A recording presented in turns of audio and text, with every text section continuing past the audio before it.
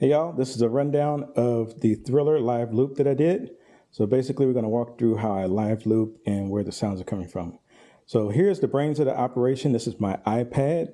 It's connected to an audio interface. An audio interface allows me to capture all of the instruments, the guitars, the mics, all of the synths and keyboards.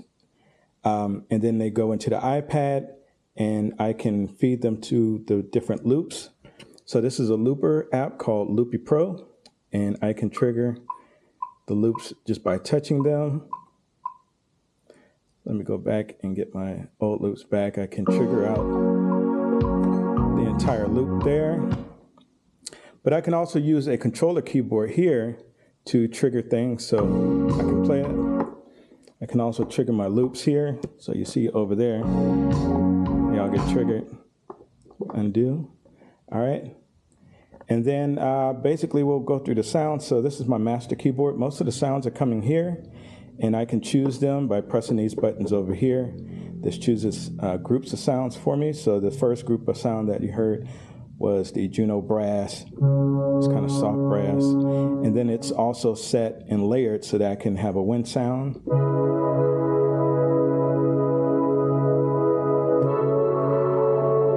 Actually, I'm in the wrong octave there. There we go.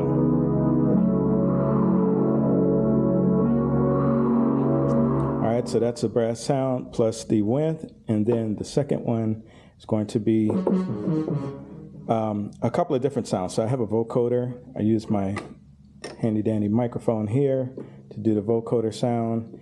And then I layer that with a trumpet sound and then also another Jupiter 8 synth brass sound so I can get this.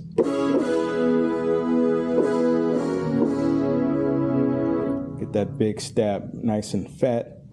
The next sound is a different combination. It's basically that brass sound combined with a Rhodes sound so I can do the verse.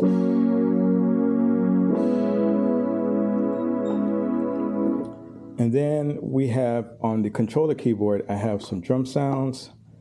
These are from the Lin LM1. This is the original drum sounds that would have been used on Thriller. So.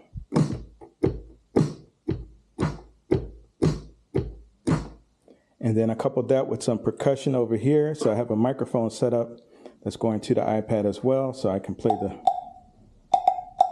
cowbell and some other percussion on the bongos. And then for the pew sound, which is that kind of old 70s, 80s pew type of sound, I used the Moog Muse and I created this sound. I called it pew. And basically I just need to hit it and it does the rest.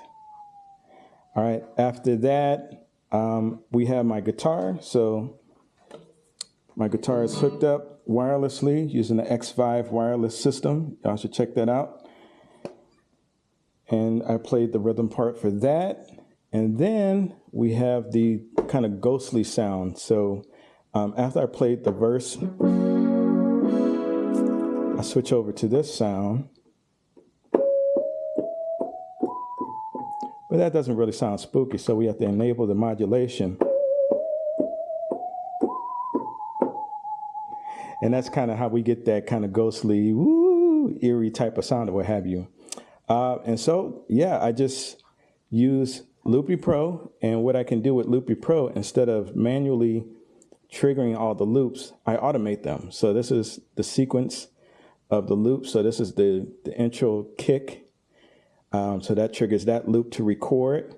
And then this is the drums. And these are the percussion. And basically, it's just triggering the loops to record while I can be hands-free and record all the parts and switch between the different instruments. And that's essentially it.